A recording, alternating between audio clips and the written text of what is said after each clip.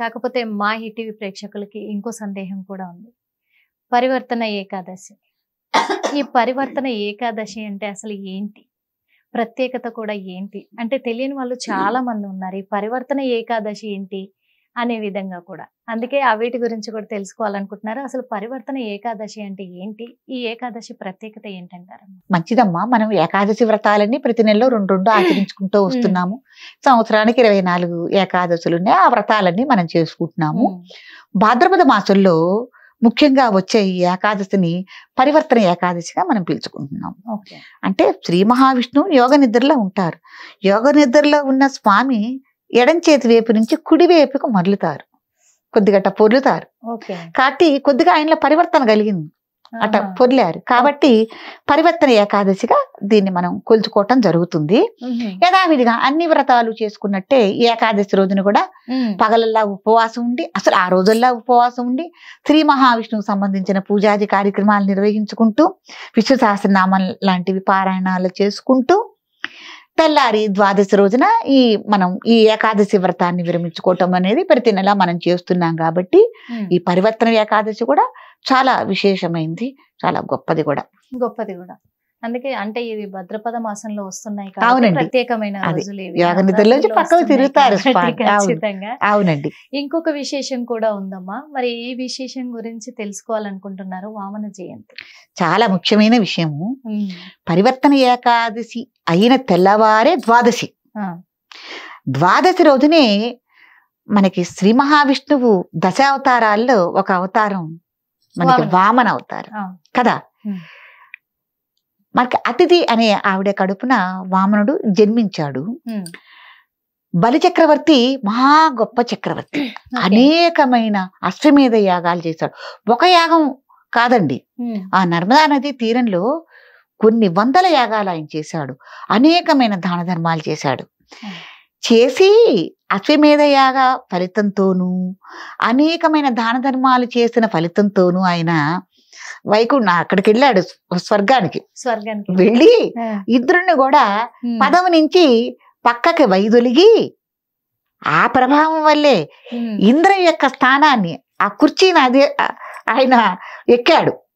ఎక్కి అక్కడ ఇంద్రుడి స్థానంలో ఈ నుండి బలిచక్రవర్తి రాజ్యపాలన చేశాడు. అక్కడుండి కూడా పరిపాలన చేశాడు. పరిపాలన చేస్తే ఎట్లాగో మనకి దేవేంద్రుడి గురించి తెలుసు కదా, ఆయన పదవి ఆయన కాపాడుకోవాలి, ఆయన కుర్చీ ఆయనకి కావాలి. కాబట్టి శ్రీ మహావిష్ణువుకి వెళ్ళి విన్నవించుకున్నాడు, స్వామి ఏంటి నాకు పదవి భ్రష్టత్వం ఏర్పడింది, నా కుర్చీలోంచి నెట్టేశాడు, ఆయన యొక్క బలంతో ఆయనే పరిపాలన చేస్తున్నాడు, మరి నా పరిస్థితి ఏంటని బాధపడితే మహావిష్ణువు నేనున్నాను అని సమయం రావాలి దేనికైనా అన్నాడు. కొన్నాళ్ళు స్వర్గాన్ని పాలించాడు బలిచక్రవర్తి. పాలించిన తర్వాత మళ్ళీ ఒకసారి అశ్వమేధ యాగం బలిచక్రవర్తి చేస్తున్నప్పుడు అప్పటికే బాలవటువు రూపంలో వామనుడు జన్మించడం అనేది జరిగింది ఒక బ్రాహ్మణ కుటుంబంలో. చాలా ముద్దులు ముట్టగడుతున్నాడు, ఒడుగు అయిపోయింది అప్పటికే ఈ వామనుడికి. చక్క పిలక పంచ కండువ ఆయన ముద్దులు ముట్టగడుతూ ఉన్నాడు. బలిచక్రవర్తి ఇంకా యాగం చేస్తున్నాడు. ఇప్పుడు ఈ టైం మళ్ళీ యాగం చేస్తున్నాడు. చేస్తున్న టైంలో బలిచక్రవర్తి యాగం చేస్తున్నాడు అనగానే బ్రాహ్మలు అందరూ వెళ్తారు కదమ్మా, దాన ధర్మాల కోసం గాని చూడటానికి కోసం గాని అనేక మంది వెళ్తూ ఉంటారు. వెళ్ళినప్పుడు వామనుడు నాకు ఇదే సరైన టైము అని మహావిష్ణువు కదా వెళ్ళారు. అందరూ వచ్చారు. ఈయన కూడా బ్రాహ్మడు, చిన్న బాలుడు, చాలా ముద్దులు వెలుగుతున్నాడని ఆయన చూడగానే ఈయన అయిపోయాడు. బలిచక్రవర్తి పడిపోయాడు ఆయన మాయలో. చిన్నపిల్లలంటే ఎవరికి ఇష్టం ఉండదు. అంటే అసలు మహావిష్ణువుని ఏ రూపంలో తీసినా కూడా మాయే కదా. పడిపోయారు.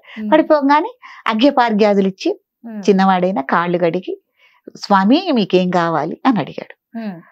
అడగగానే పక్కన శుక్రాచార్యులు వారు ఉన్నారు.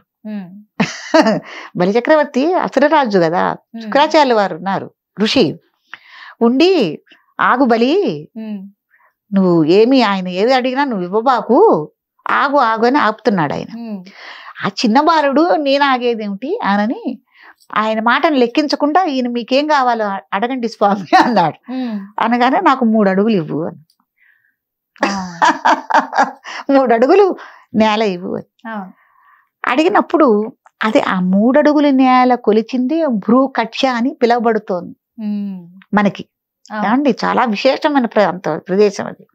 అడిగినప్పుడు సరేలే 3 అడుగులే కదా అడిగింది, ఇది పెద్ద విషయమా అని అనుకున్నాడు బలిచక్రవర్తి. అనుకున్న తర్వాత పాపం శుక్రాచార్యులు వారు అంతటితో ఊరుకోలే, వద్దు వద్దని ఆకుండా కూడా అవుతున్నాడని. మనం ఏదైనా దాన ధర్మాలు చేసినప్పుడమ్మా భూదానం గాని, గోదానం గాని, లేకపోతే కన్యాదానం గాని, లేకపోతే సువర్ణ దానం గాని ఏది చేసినా కూడా చేతిలో నీళ్లు ఉంచుకుని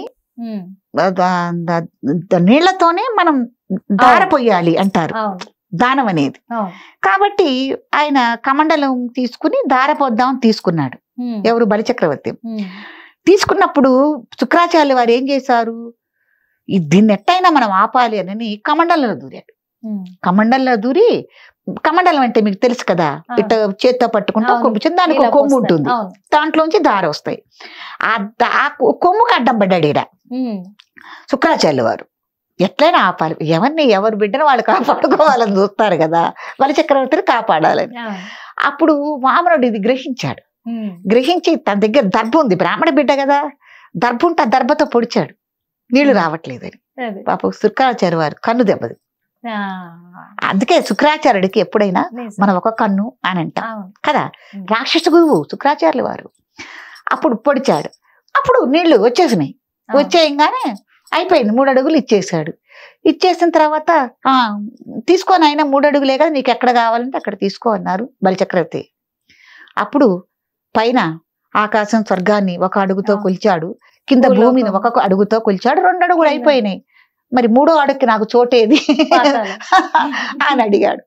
అడగగానే ఆహా ఇక శ్రీ మహావిష్ణువే, నాకు అంతకన్నా ఏం కావాలి. ఇంకా అప్పుడు ఆయన తెలుసుకుని గ్రహించుకుని పరమానందంతో, స్వామి ఇంకేం చేస్తావు, నా నెత్తిని పెట్టు నీ పాదాన్ని అనని ఆయన తల మీద తన పాదాన్ని మోపించుకుంటే బలిచక్రవర్తి పాతాళంలోకి వెళ్ళటము, ఆయనకి మోక్షం లభించటము, ఇవన్నీ జరిగినాయి. ఇది కథ.